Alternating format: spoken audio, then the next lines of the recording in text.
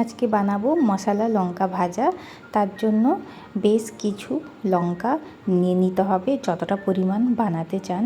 তো লঙ্কাগুলো প্রথমে ভালো করে ধুয়ে নিয়ে একদম শুকনো করে মুছে নিতে হবে, গায়ে যেন না জল থাকে। আর কাটতে হবে ঠিক এইভাবে, মিডিল থেকে হাফটা করে এইভাবে কাঁচির সাহায্যে চিড়ে নিতে হবে।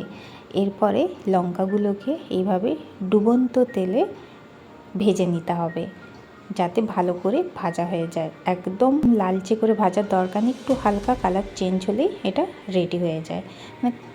1 মিনিটের মধ্যে এটা ভাজা হয়ে যাবে। তেলটা ভালো করে গরম করে নিতে হবে।